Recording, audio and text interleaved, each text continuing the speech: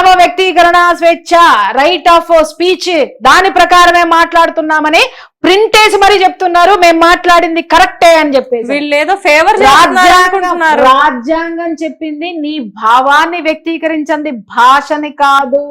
Okay, భాష కాదు. నీకు నా వల్ల ఇబ్బంది ఉంది అనంటే, అమ్మా చూడు తల్లి, నీ వల్ల నాకు ఇబ్బందిగా ఉంది, చాలా ఇబ్బంది పెడుతున్నావు, నేను చాలా ఫీల్ అవుతున్నాను అని చెప్పడం వేరు. నీ వల్ల నాకు ఇది ఉంది నరుకుతా అనడం వేరు. రెండోది భాష వ్యక్తీకరణ స్వేచ్ఛ, మొదటిది భావ వ్యక్తీకరణ స్వేచ్ఛ. అలాగే నువ్వు ఒక దీంట్లో నువ్వు వెళ్తున్నప్పుడు దానివల్ల నేను ఫీల్ అవుతున్నా, సమాజం పాడైపోతుందని ఫీల్ అయ్యా, ఇది నా ఉద్దేశము. నువ్వు చెప్పేటటువంటి ప్రవచనాలు కానీ, నువ్వు చేసేటటువంటి విషయాలు కానీ సమాజానికి ఏ విధంగానూ ఉపయోగపడవు, సమాజాన్ని ఒక విధమైనటువంటి అంధకారంలోకి తీసుకెళ్తున్నాయి, ఇది చెప్పడం వేరు. ఇక్కడ సనాతన ధర్మాన్ని కూడా బాగా కించపరిచే విధంగా ఆయన ముందు ప్రసంగాల్లో కూడా ఎన్నో ఉన్నాయని చెప్పేసి మాట్లాడుతూ భయంకరంగా ఉన్నాయి.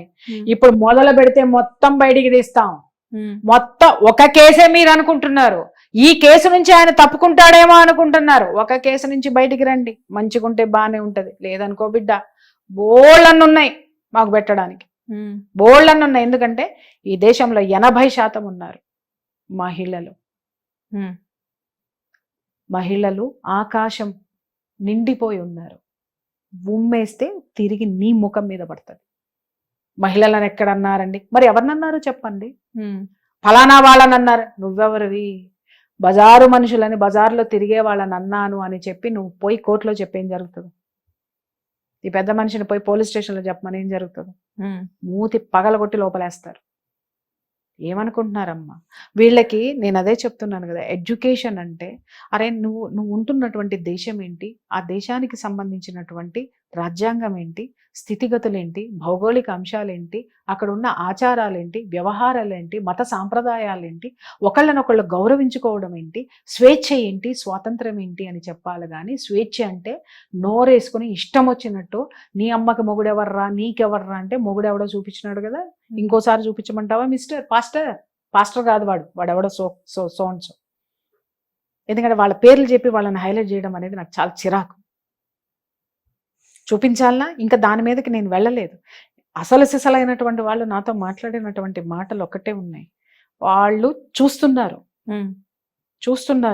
ఇది ఇంకొంచెం ఇలాగే వెళ్తే పక్క దేశం ఏమైంది, విరిగిపడి మీదపడి ఇవాళ కేజీ గోధుమ రొట్టె కోసము గుక్కెడు నీళ్ళ కోసం విలవిల్లాడుతుంది. అది దెబ్బ, భారతదేశం దెబ్బ. ఈ దేశంలో ఉన్నప్పుడు ఈ దేశపు సాంప్రదాయాల్ని గౌరవించండి, ఈ దేశంలో ఉన్నప్పుడు ఈ దేశం యొక్క రాజ్యాంగాన్ని గౌరవించండి. లేదనుకోండి ఖాళీ చేసిపోండి. ఇక్కడ ఉండి మీ ఇష్టం వచ్చినట్టు బిహేవ్ చేస్తామని అంటే మీ స్వేచ్ఛకి కాన్స్టిట్యూషన్ పనికొచ్చినప్పుడు మరి మా స్వేచ్ఛకి అదే కాన్స్టిట్యూషన్ కాదా రాసింది? ప్రత్యేక రాజ్యాంగం నువ్వేమన్నా రాసుకుని వచ్చావా? నీకు చూపించిన భావ వ్యక్తీకరణ స్వేచ్ఛ, భాష వ్యక్తీకరణ స్వేచ్ఛలు మాకు లేవా? మరి నువ్వన్నట్టు బజారు మనుషులని మేము మాట్లాడతాం కరెక్టే అండి అన్నప్పుడు మరి వేరే వాళ్ళు కూడా అదే మాట్లాడతారు కదా, అవునండి మేము పలానా వాళ్ళని మాట్లాడాం అదే కరెక్ట్ అండి అని మాట్లాడతారు కదా. మిస్టర్, నువ్వు మాట్లాడేది తిరిగి నీకే తగులుతుంది, గుర్తుపెట్టుకోండి. మిస్ అమ్మల్లారా చెప్తున్నాను, ఆడవాళ్ళని కూర్చోపెట్టి తిట్టినంత మాత్రాన మీరు గొప్పవాళ్ళో, మీ రాజు కాపాడబడి బయటికి వస్తారో, మీకు ఆత్మతృప్తి కలుగుతుందేమో. మీరు చేసేటటువంటి ప్రతి పని ఇతరులని రికార్డ్ చేసి మరీ పెడుతుంది. మీ యొక్క ఈ మహిళా మూర్తులు ఎవరైతే ఉన్నారో చక్కటి సాంప్రదాయంలో ఉండి, చక్కటి అవగాహనతో ఉండి, నాలెడ్జ్తో ఉండి దేశాన్ని ముందుకు తీసుకెళ్ళడానికి, దేశంలో ముందుకెళ్ళడానికి ముందుకు రండి తప్ప ఇలాంటి పిచ్చి పిచ్చి కథలు, పిచ్చి పిచ్చి నాటకాలు, పిచ్చి పిచ్చి మాట్లాడితే చర్చల్లో ఏం జరుగుతున్నాయో, పాస్టర్లో ఏం జరుగుతున్నాయో, అక్కడ ఎన్ని ఘోరాలు జరుగుతున్నాయో అవన్నీ మా దగ్గర పుంకాలుగా ఉన్నాయి. మొత్తం రిలీజ్ చేయాల్సి వస్తుంది. పెద్ద యుద్ధం నడుస్తుంది. Religious revolution. రిలీజియస్ అంటే ఇక్కడ నేను ఒకటే చెప్తున్నా, విమెన్ రిలీజియస్, విమెన్ అట్రాసిటీ. ఇక్కడ మళ్ళీ మీరు ఇంకొక దానికి ఆపాదించకండి. ఒకవేళ ఆపాదించిన దానికి కూడా నేను రెడీ. స్త్రీ శక్తి, నారీబేరి ఇలాంటివన్నీ వినడం, ఎప్పుడో ఏదో పుస్తకాల్లో చదవడం లాంటి ఏదో జరుగుతూ ఉంటాయి. కాకపోతే ఏంటంటే ప్రియా మ్యామ్తో కూర్చొని ఒక టాపిక్ గురించి మాట్లాడుతుంటే ఏంటంటే నిజమైన స్త్రీ శక్తి ఏంటి అనేది కళ్ళకు కట్టినట్లుగా కనబడుతూ ఉంటుంది నాకు ప్రతిసారి. అయితే ఇక్కడ ఏంటంటే మీ కోపంలో 100% న్యాయం ఉంది. ఎందుకంటే స్త్రీని కించపరిచే విధంగా కానీ, సనాతన ధర్మాన్ని కించపరిచే విధంగా కానీ ఎవరైనా ఏదైనా మాట్లాడితే మీరు ఎప్పుడూ సహించరు. ఆ విషయం మాకు బాగా తెలుసు. కాకపోతే ఏంటంటే ఇక్కడ మీ ఆవేదన ఖచ్చితంగా అతను బహిరంగంగా వచ్చి నాకు ఇంకా నేను ఎందుకు ఇంత స్ట్రాంగ్ గా తయారయ్యానంటే ఆ చెంచాగాళ్ళు ఇచ్చే స్టేట్మెంట్లు ఉన్నాయి చూసారా అండి, అవును అన్నది కరెక్టే, బజారు మనుషులే వాళ్ళు, బజారు మనుషులే, మేము వెనక్కి తీసుకోము, ఇది కరెక్టే అని మాట్లాడిన తర్వాత నాకు లోపల నుంచి బయటకు వచ్చింది ఉగ్రరూపం. వాళ్ళ ఇంట్లో కూడా ఆడవాళ్ళు ఉంటారు కదా మేడం. ఎవరు? ఇప్పుడు వాళ్ళ ఇంట్లో కాదమ్మా, అక్కడ వాళ్ళు మాట్లాడినటువంటి ఆ మనుషులు ఎవరైతే ఉన్నారో, ఆ స్త్రీలు ఎవరైతే ఉన్నారో వాళ్ళందరూ కలిసి వీళ్ళని చిత్తు చేసి సంపవతలు పారేస్తారు. ఆ చేసే రోజు వస్తుంది వీళ్ళకి. ఈడవడమ్మా మాట్లాడడానికి. ఇలాంటి దరిద్రులు ఉండబట్టే కదా ఆ స్త్రీల జీవితాలు అలా తయారవుతున్నాయి. అసలు నువ్వెవడవి నువ్వు ఇది చేయడానికి? ఫలానా వాళ్ళు అసలు నువ్వు పెట్టుకున్నదేంది? పాపులను క్షమించడానికి కదా నీ దేవుడు ఉన్నాడు, నువ్వున్నావు. మరి వాళ్ళని పాపులను ఎట్లా ముద్రేస్తావురా వెధవా? పాపులను క్షమించడానికే ఉన్నాడు నీ దేవుడు. వాళ్ళు పాపులు, వీళ్ళు పాపులు కాదు, వీళ్ళు పరిశుద్ధాత్మలు, వాళ్ళు పాపులు ఎలా చెప్తావు? ఆ పాపుల్ని తీసుకురా, నీ చర్చలోకి తీసుకురా, సంస్కరించు. నీకు చేతనైతే, నీకు దమ్ముంటే. అది చేతగాక వాళ్ళని అడ్డం పెట్టుకుని నీ దశమ భాగాల కోసం, నీ బోడి ప్రసంగాలు వినడానికి చదువు సంజాలేని దరిద్రులందరినీ, రోడ్డు పక్క వాళ్ళందరినీ తీసుకొని వచ్చి మత ప్రబోధకులను పెట్టి మీ మతాన్ని మీరే అపహాస్యం చేసుకుంటున్నారు. ఇలాంటి దరిద్రుల్ని, ఇలాంటి అవగాహన లేని వాళ్ళని, నాలెడ్జ్ లేని వాడిని, ఆడవాడ హైకోర్టు లాయర్ అంట. ఈ హైకోర్టు లాయర్ పోయి 4వ తరగతి చదువుకున్నాడు దగ్గర బాప్టిజం తీసుకొని వచ్చాడు. ఇలాంటి వాళ్ళు మరి ఎలా మాట్లాడతారు? అతగాడిని గుర్తించాడు, అతగాడి దగ్గర బాప్టిజం తీసుకుని వచ్చాడు అని అంటే ఇంకా అర్థం చేసుకోవచ్చు జ్ఞానం ఎంత ఉంది వీళ్ళందరి దగ్గర. నిజమే కదా, విజ్ఞానం ఎంత ఉంది వీళ్ళందరి దగ్గర. వీళ్ళు ఏ విధంగా ఒక స్త్రీ జాతిని అణగదొక్కేస్తున్నారు, అణిచివేసే ప్రయత్నంలో ఉన్నారు. స్త్రీ జాతిని మొత్తం ఇవాళ మనం సిరియాలోను, అక్కడ ఇక్కడ ఇజ్రాయెల్లోను, ఈ ప్రాంతాల్లో మనం వింటున్నాం ఏంటి స్త్రీలని ఎలా వాడుతున్నారు అనే, సెక్స్ బానిసలుగా వాడుతున్నారు.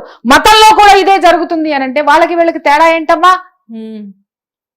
ప్రమాదం ఎంత భయంకరంగా ఉంది. ఇప్పుడు అక్కడ ఆ హిజాబుల గోడలు బద్దలు కొట్టుకుని హిజాబులు ఇసిరేసి స్వేచ్ఛా ప్రపంచంలోకి మహిళ వచ్చింది. అంతరిక్షం దాకా ఆడవాళ్ళు వెళ్ళొస్తున్నా కానీ వీళ్ళకి మాత్రం బానిసల్లానే కనిపిస్తున్నారంట. అంటే వీళ్ళు ఇంకా పాతాళంలోకి పోతున్నారు కదా, వీళ్ళు కిందకి తీసుకుపోతున్నారు అంతరిక్షంలోకి అంటున్నావు నువ్వు. ఇంకా వీళ్ళు భూమిలో పాతేస్తున్నారు బతికుండంగానే స్త్రీ అస్తిత్వాన్ని, స్త్రీ యొక్క మనుగడని, స్త్రీ యొక్క గౌరవాన్ని, స్త్రీ యొక్క మర్యాదని బతికుండంగానే భూమిలో పాతి పెడుతున్నారు. సో ఫైనల్ గా ఇప్పుడు ఏంటి మేడం, అంటే లీగల్ గా కూడా చాలా రకాలుగా మీరు ఏదో ప్రొసీడ్ అవుతూ ఉన్నట్టున్నారు ఈ విషయం గురించి. అంటే దీన్ని నేను అడగొచ్చో లేదో కెమెరా అడగకూడదమ్మా, ఏది దాచిపెట్టుకుని చేయాల్సిన అవసరం వీళ్ళకి, మళ్ళీ పేటిఎం బ్యాచ్ మెయింటైన్ చేయాల్సిన అవసరం నాకు లేదు. Priya Chaudhary is one man army, one women army, గుర్తుపెట్టుకోండి. ఎప్పుడైనా సరే ఇంకొక విషయము, ఇంతమంది స్త్రీల యొక్క మద్దతు నాకుంది కాబట్టే నేను ముందున్నా. Mind your language. So and so alien, నీకు పెట్టిన పేరు అదిరా. నువ్వు ఎందుకంటే అటు ఇటు కాకుండా ఏం కాకుండా పోయినావు కదా, నీకు పెట్టిన పేరు అది. వాడికి చదువు లేదు, సంధ్య లేదు, సర్టిఫికెట్ కొనుక్కొచ్చినట్టున్నాడు. అసలు సర్టిఫికెట్ ఉందో లేదో లాయర్ అని చెప్తున్నాడు, వాడికే చెప్తున్నా నేను. ప్రియా మ్యామ్ ఇంత మాట్లాడుతున్నారు, మీకు అనిపించట్లేదా ఆ మతస్థుల దగ్గర నుంచి ఏదైనా థ్రెటనింగ్ కాల్స్ వస్తాయేమో అని చెప్పేసి? నేను ఏంటనేది మీకు తెలుసా లేదా? అయ్యో, మీరు తెలియకపోవడం ఏంటి మ్యామ్? మరి నేను భయపడతాను, నేను వణికిపోతాను.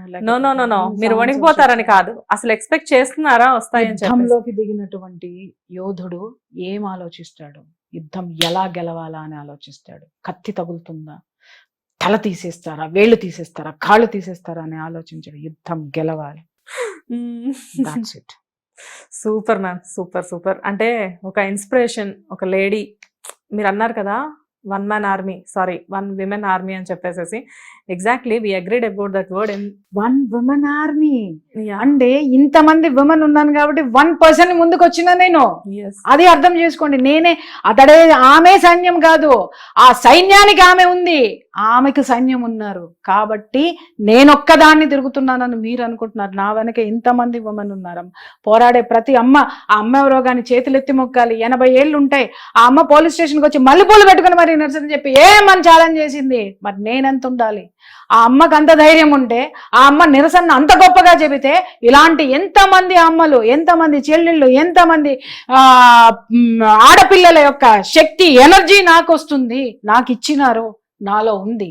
అది మొత్తం ఆ ఎనర్జీని పెట్టుకునే నేను పోరాడుతున్నా.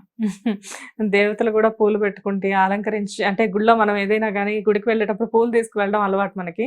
మనం కూడా ఎన్నో సందర్భాల్లో గుడికి వెళ్ళేటప్పుడు కానీ ఇంట్లో శుభకార్యాలకు కానీ పూలు పెట్టుకుంటాం. మల్లెపూలు అలంకరించుకుంటే ఆడవాళ్ళ అందం మరింత పెరుగుతుందని తెలుసు, కానీ మల్లెపూల గురించి కూడా ఇంత విమర్శలు ఎదురవుతాయని చెప్పేసి ఎప్పుడు అనుకోలేదు నేను. అంటే విమర్శ ఇక్కడ ఇక్కడ మీరు కరెక్ట్ అసలు కరెక్ట్ కాదమ్మా ఇది. మల్లెపూల గురించి ఇంత వివాదం, మల్లెపూలు కాదు అక్కడ వివాదం, స్త్రీ. దయచేసి నేను అందరికీ అదే చెప్తున్నాను. అక్కడ వివాదానికి గురైనటువంటిది స్త్రీ యొక్క చర్యని అతను చాలా చులకనగా మాట్లాడాడు. ఇట్స్ నాట్ మల్లెపూలను అడ్డం పెట్టుకొని స్త్రీ యొక్క ఔన్నత్యాన్ని, స్త్రీ యొక్క వ్యక్తిత్వాన్ని కించపరిచిన దరిద్రులు వీళ్ళు.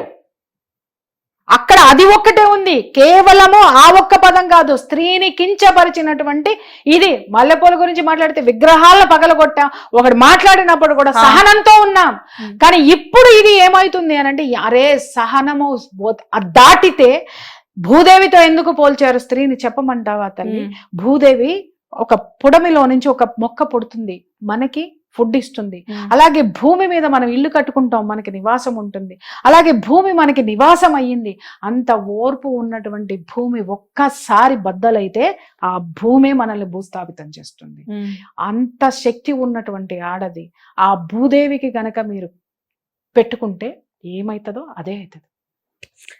Really ma'am, really wonderful topic ఇది. అంటే ఏదో మాట్లాడదామని వచ్చాను, కానీ నిజంగా యాజ్ యూజువల్ ఎప్పుడు జరిగినట్లే మీరు మాట్లాడుతూ ఉంటారు, మమ్మల్ని మేము మర్చిపోతూ ఉంటాం. ఎందుకంటే మీరు చేసే, అంటే ఏదో చర్చిలో పాస్టర్స్ ఇన్స్పైర్ చేయడానికి మాట్లాడేసేసి ఏది పడితే అది మాట్లాడతారు కదా.